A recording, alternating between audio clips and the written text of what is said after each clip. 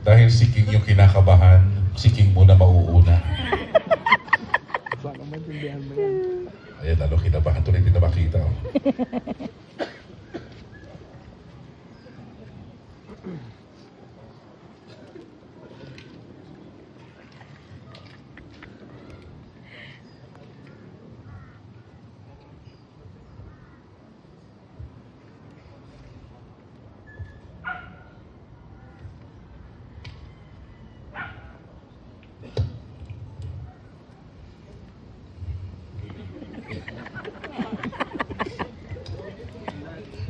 Hi babe, bago ang lahat gusto kong magpasalamat kay Lord dahil dininig niya ang isa sa mga panalangin ko.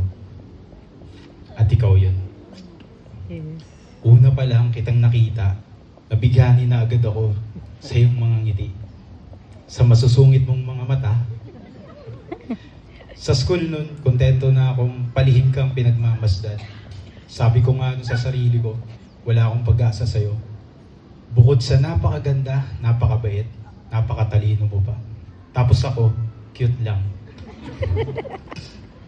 Hanggang sa lumipas ang ilang taon, naglakas loob ako sa'yo, at sa wakas, nagkaroon din ako ng tamang desisyon sa buhay.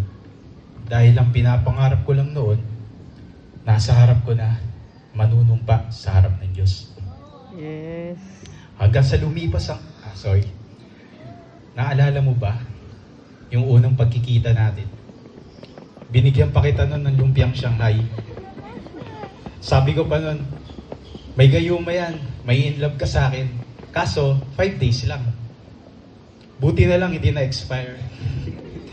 Kasi hanggang ngayon, in love ka pa rin sa akin. Unang date pa lang natin, alam ko nang ikaw na. At mas lalo pa akong na-in love. Nung natuwa ka pa sa akin, kahit mali-mali ako. Mula pagkabata kasi, sanay na akong gawin ang lahat ng bagay na mag-isa. Mag-isa kong hinaharap ang problema, kasiyahan, mga hamon sa buhay. At akala ko hanggang doon lang yun. Nagbago ang lahat nang makilala kita. Pinaramdam mo sa akin na may kakampi ako. Sa lahat ng laban, sa mga oras na hindi ako naniniwala sa sarili ko, sinuportahan mo ako. Marami tayong pagsubok na pinagdaanan, pero hindi ka bumitaw. Pinakita mo sa akin na napakaganda ng buhay at marami pang mga bagay ang pwede nating gawin magkasama. Gusto ko rin magpasalamat sa iyo na kahit kulang-kulang ako, may pagkukulang ako, minahal mo pa rin ako ng lubos. Alam ng lahat na ikaw ang pinaka-thoughtful at genuine na taong nakilala ko. Nakikita ko yun the way you care so deeply, hindi lang sa akin, kundi sa mga taong importante sa'yo. Sa tuwing nakikita ko kung paano ka magmahal, mas lalo kong naiintindihan kung bakit ikaw ang gusto kong pakasalan. Kahit nangangagat ka minsan.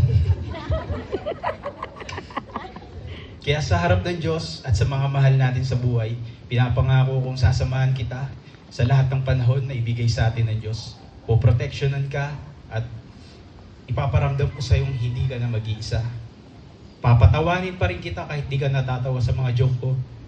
Sasamahan kita sa tuwa, lungkot, problema, paglalakad sa gabi, food trip, sa iba't ibang cafe, travel, hobbies, pagtitipid kunyari, at pagbuo ng ating mga pangarap.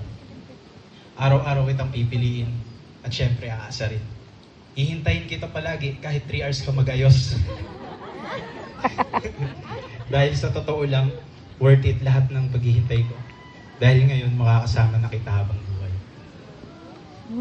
Kung dati sanay akong mag-isa, ngayon mas sanay na akong kasama ka.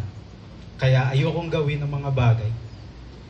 At napatunayan ko na walang makakagawa sa paraan kung paano mo ako napapasaya. Kaya ayokong gawin ang mga bagay na hindi ko pa nagagawa kung hindi ikaw ang kasama. Sa Cavite ko lang pala mahanap ang tunay na Pampangas best. Dayan Jessica Lim, isa kang biyaya sa buhay ko. Ngayon pwede na kitang tawaging asawa ko. Mahal na mahal kita. Yes!